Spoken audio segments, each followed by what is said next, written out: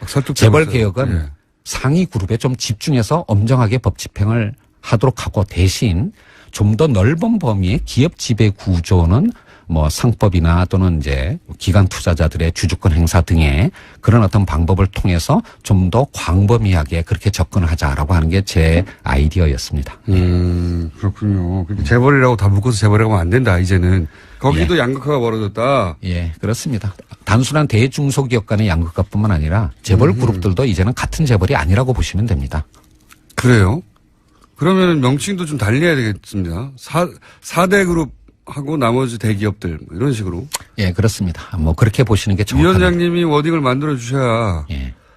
그러니까 예를 하나 들어보면요. 네. 사실 우리의 재벌 규제 정책과 비슷한 어떤 수단을 갖고 있는 유일한 나라가 사실은 일본입니다. 예. 일본이 이제 정책의 대상으로 하는 그룹, 재벌을 몇 개를 지정했는지 아십니까?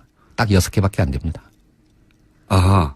재벌이 6개밖에 없다. 예. 그러니까 이제 일본의 공정거래법에 예. 해당하는 법률에서 이렇게 강하게 규제를 하는 그룹으로 지정했던 게 6개밖에 안 됐거든요. 그러니까 100대 그룹 뭐 100대 재벌 이런 식으로 얘기하면 안 되겠군요, 이제는. 그러니까 이제 일본 경제 또는 일본 기업이 한국보다 얼마나 크다는 거는 다들 아실 테니까 그런 거에 비해서 본다면 사실은 이런 경제력 집중 억제와 같은 그런 강한 규제는 좀 더 좁은 범위를 설정해서 엄정하게 집행하는 것이 성공의 방법이라고 저는 생각을 합니다. 예. 설득되고 있어요. 제가 잘 모르는 분야이기 때문에 그런 건지. 예, 뭐 제가 총수님을 설득할 수 있으면 뭐 비교적 잘하고 있는 거라고 생각을 합니다. 설득되고 있습니다.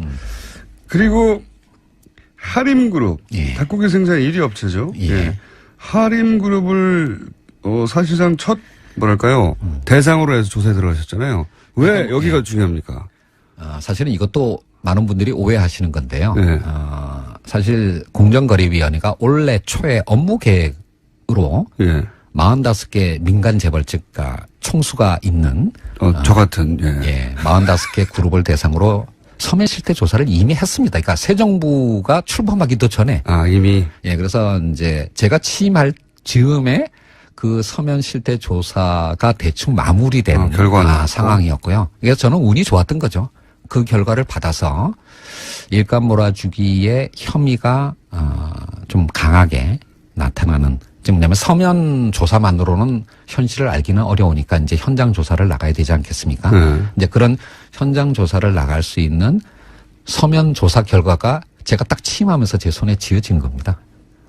그래서 이제 대상이 되는 그룹들이 이제 뭐 여러 개가 있었는데요. 뭐 그 중에서 지금 몇 개의 그룹을 조사할 예정이다 또는 조사하고 있다 이런 말씀은 절대 드릴 수가 없습니다. 예, 이런 개별 기업에 대한 조사는 언제까지나 확인도 부인하지 않는 그런 입장을 갖고 있는데요. 뭐 하림의 경우에는 이미 언론 보도가 된 상황이고 뭐 일감 몰아주기 부분과 함께 일감 몰아주기가 왜 나쁜지 좀 설명해 주십시오.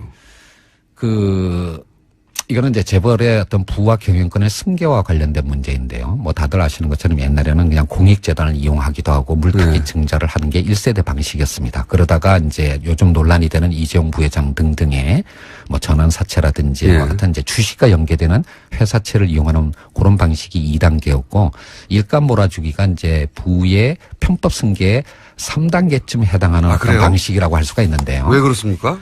그러니까 이제 그룹이다 보니까 그룹 계열사의 물량만으로도 상당한 정도의 일감을 마련할 수 있는 그런 사업들이 꽤 있습니다. 가장 대표적인 것이 물류라든지 아니면 계열사들의 전산관리 이런 것들은 뭐 수십 개의 계열사가 있는 그룹 정도라면 그룹 계열사의 물량만으로도 충분한 정도의 회사 경영이 가능하지 않겠습니까?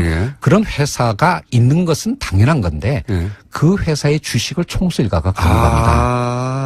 그래서 계열사의 물량을 몰아줌으로써 거기서부터 발생하는 어떤 수익을 계열사가 아니라 또는 계열사의 주주들이 아니라 총수 일가가 가져간다라는 것이 이제 일감 몰아주기의 본질인데요. 이것이 가지는 의미는 두 가지입니다. 첫 번째는 부와 경영권의 편법 승계의 씨앗이 된다라고 하는 것도 문제이지만 그 돈으로 또 자기 주식을 늘릴 수 있으니까요. 그리고 이제 대를 이어서 승계를 하는 문제가 있는 거예요. 그런데 두 번째 보다 심각한 문제가 있습니다. 바로 이런 일감 몰아주기가 주로 이루어지는 영역이 작은 어떤 중소기업들이나 영세 자영업자들이 밀집되어 있는 영역이에요. 그게 어떤 의미죠? 그러니까 골목 상권 문제, 네. 그러니까 대형 마트, 또는 물류, 또는 그러니까 건물 관리, 또는 이제 그 전산 관리, 이제 이런 쪽이 사실은 중소기업들이나 자영업자들이 해야 할 영역인데 여기에 이제 총수일가가 주식을 갖고 있는 회사가 뚝 들어가 버리면 거기가 완전히 생태계가 황폐해지는 겁니다. 예를 들면 한때 뭐 90년대까지만 하더라도 우리나라 대학의 전산학과가 공대에서는 가장 인기 학과였습니다. 지금은 가장 인기가 없는 학과가 됐습니다. 왜냐하면 전산학과를 졸업해봐야 재벌 계열사의 하청업체의 직원밖에 비정규직 직원밖에 안 된다는 걸 이미 알게 된 것이죠. 이런 식으로 했기 때문에 인터넷 강국인 한국이 제대로 된 전산관리 회사가 하나도 존재하지 않게 된 것입니다. 다 구멍가게 역할밖에 안 되니까요. 이렇게 쉽게 설명하시지. 그래서 그 일감 몰아주기는 단순히 부와 경영 간의 편법 승계를 차단한다는 의미뿐만 아니라 이른바 우리나라 기업의 생태계를 복원한다. 그래서 중소기업이 대기업으로 큰 그룹으로 성장할 수 있는 이 기업의 성장 사다리를 복원한다라는 의미에서 보다 중요한 과제라고 할 수가 있겠습니다. 그래서 사실 재벌 개혁 중에서 뭐 이런 어떤 그러니까 뭐 순환 출자 문제나 금산분리 문제도 물론 중요한 거지만 제가 또는 공정거래위원회가 단기적으로 집중하는 게 바로 일감 몰아주기 규제에 대한 엄정한 법 집행을 강조하는 이유가 여기 있습니다. 그런 거군요. 저는 그냥 대기업끼리 자기들 일감 몰아주는 거가 불공정할 수는 있지만 시장에서 뭐 그렇게까지 큰 문제인가 최우선인가 했더니 실제로는 서민들로부터 돈을 뽑아내서 재벌 3세들이 자기 경영권을 확보하는 구조를 만들어낸 거네요. 뭐 MRO라는 예를 하나 들어보면 될 것 같은데요. 뭐 큰 그룹 몇만 명, 몇십만 명이 일하는 그룹이니까 거기서 사용하는 사무 용기가 얼마나 많겠습니까? 볼펜 이런 것들이요. 근데 그런 것들을 옛날에는 주변에 문방구에서 직접 샀습니다. 근데 그거를 이제 조달하는 계열사를 하나 세운 거예요. 그러니까 주변에 문방구가 다 사라지는 거죠. 다 망하는 거죠. 지금 문자가 엄청나게 쏟아지고 있어요. 우리 상조 하고 싶은 거 다 해. 이건 문재인 대통령이 주로 받던 의견인데. 예. 확 이해가 되어버렸어요. 아무래도 교수님으로 돌아가셔야 될 것 같은데. 예, 뭐. 제가 그래서 저는 그러니까 제가 50이라는 사실을 잊지 않고 있습니다. 그러니까 뭐 정년할 때까지 공무원을 할 생각은 없습니다. 그러면 혹시 이건 곁가지 질문인데 위원장님 다음에 다른 공직도 하실 생각이 있어요? 그런 그러니까 내일을 알 수 없는 사회에 살고 있는 것이 대한민국입니다. 뭐 그런 하실 말씀 하지 수도 마시고. 있다는 얘기. 상황이 되면 하실 수도 있다는 이런 출마 선언 아닙니까 이건? 저를 죽이시는 발언이고요. 저는 솔직히 말해서 지금의 제 목표는 공정거래위원장 임기 3년을 채우는 겁니다. 공정거래위원장이 임기를 다 못한 적이 있습니까? 예, 그렇습니다. 아마 지금까지 공정거래위원장 중에서 임기 3년을 채우지 못하신 분들이 훨씬 많습니다. 한 가지만 더, 이 시간이 이렇게 빨리 가나, 이거. 다음에 한 번 더 나와주세요. 저희가 1시간 뽑아놓을 테니까. 그러니까 공정하게 다른 방송사를 다 돈 다음에 오겠습니다. 다 돈 다음에 다시 시작하는 첫 번째 방송은 저희 방송을 해주시는 것으로. 뭐, 그것까진, 그거는 약속드리겠습니다. 예. 좋습니다. 아마 근데 다 돌려면은 제 임기 3년을 다 지나갈 겁니다. 다시는 안 나오신다는 거 아닙니까? 저희가 그러면 글로 갈 수도 있어요. 바쁘시면. 네, 알겠습니다. 출장 인터뷰. 이번에 마지막 질문인데요. 사실 더 할 게 많은데 시간이 없어요. 이걸 바로 질문 드려야겠네요. 2분 내에 답변해 주시죠. 네. 이재용 삼성 부회장 재판에 증인으로 출석하셨습니까? 물론 이제 공직자시니까, 그리고 재판부가 판단할 일이니까, 다른 말씀하실 수 없더라도, 이재용 부회장이 여기서 무죄를 받을 수도 있지 않습니까? 재판부의 판단으로. 그렇습니다. 예. 핵심적인 어떤 혐의인 뇌물죄에 관해서는 결과를 장담하기 어렵습니다. 보시기엔 어떻습니까? 아마 지난번에 여기 출연했을 때 제가 말했던 것 같은데요. 반반이라고 생각합니다. 즉 가능성은 반반인데, 예.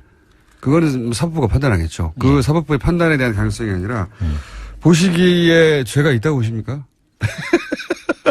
이거는 그냥 제가 자유로운 어떤 신분이었으면 명확하게 답변을 드렸을 텐데요. 지금 공정거래위원장 더더군다나 공직자로서 또 증인으로까지 나간 부분이 논란이 되고 있기 때문에 그 부분에 대해서는 제가 답변을 드리기는 어려운데 다만 마지막 결심에서 변호인 측이 내세운 변론의 내용은 제가 보기에는 문제가 굉장히 많았다라고 생각을 합니다. 말이 안 되죠. 예, 승계 작업 자체가 존재하지 않았다라고 하는 것은 그거는 그 부분에 대해서 진짜 전문가시잖아요. 예. 승계 작업 자체가 존재하지 않았다. 그러니까 아예 원인 무효를 만들어 버리는 거죠. 그런 작업이 없었는데 어떻게 해. 그 부분은 이제 하여튼 뭐 우리나라 국민의 상식과 반하는 어떤 이제 변론이었는데요. 그거 자체보다도 더 큰 문제는 그렇게 변론을 함으로써 저는 이재용 부회장의 평판에 더 나쁜 영향을 미쳤다라고 생각을 합니다. 이게 이재용 부회장과 삼성의 미래에는 더 큰 비용을 만들어낸 것이라고 생각을 합니다. 너무 아쉽네요. 이렇게 보내야 하다니. 김상조 공정거래위원장이었습니다. 감사합니다. 네, 감사합니다. 네. 경제 또는 일본 기업이 한국보다 얼마나 크다는 거는 다들 아실 테니까 그런 거에 비해서 본다면 사실은 이런 경제력 집중 억제와 같은 그런 강한 규제는 좀 더 좁은 범위를 설정해서 엄정하게 집행하는 것이 성공의 방법이라고 저는 생각을 합니다. 예. 설득되고 있어요. 제가 잘 모르는 분야이기 때문에 그런 건지. 예, 뭐 제가 총수님을 설득할 수 있으면은 뭐 비교적 잘하고 있는 거라고 생각을 합니다. 설득되고 있습니다. 그리고 하림그룹, 예. 닭고기 생산 1위 업체죠. 예. 예. 하림그룹을 사실상 첫 뭐랄까요 대상으로 해서 조사에 들어가셨잖아요. 왜 여기가 중요합니까? 사실은 이것도 많은 분들이 현장 조사를 나갈 수 있는 서면 조사 결과가 제가 딱 취임하면서 제 손에 쥐어진 겁니다. 그래서 이제 대상이 되는 그룹들이 이제 뭐 여러 개가 있었는데요. 뭐 그 중에서 지금 몇 개의 그룹을 조사할 예정이다 또는 조사하고 있다 이런 말씀은 절대 드릴 수가 없습니다. 예, 이런 개별 기업에 대한 조사는 언제까지나 확인도 부인하지 않는 그런 입장을 갖고 있는데요. 뭐 하림의 경우에는 이미 언론 보도가 된 상황이고 뭐 일감 몰아주기 부분과 함께 일감 몰아주기가 왜 나쁜지 좀 설명해 주십시오. 이거는 이제 재벌의 어떤 부와 경영권의 승계와 관련된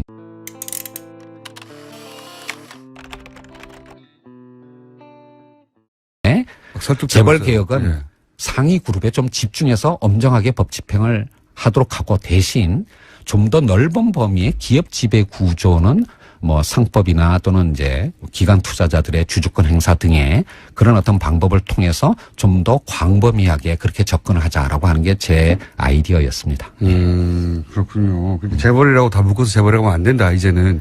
거기도 양극화가 벌어졌다. 예, 그렇습니다. 단순한 대중소기업 간의 양극화뿐만 아니라 재벌 그룹들도 이제는 같은 재벌이 아니라고 보시면 됩니다.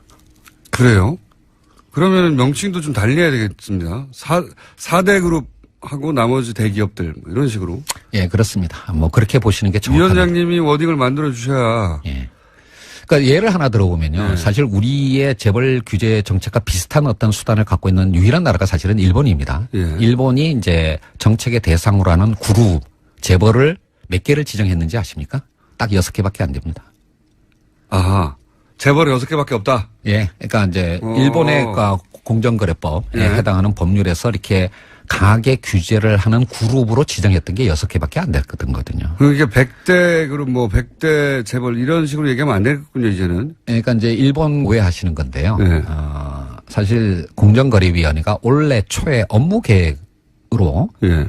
45개 민간 재벌직과 총수가 있는 저 같은 예, 45개 그룹을 대상으로 서면 실태 조사를 이미 했습니다. 그러니까 새 정부가 출범하기도 전에. 이미. 예, 그래서 이제 제가 취임할 즈음에 그 서면 실태 조사가 대충 마무리된 상황이었고요. 그래서 저는 운이 좋았던 거죠.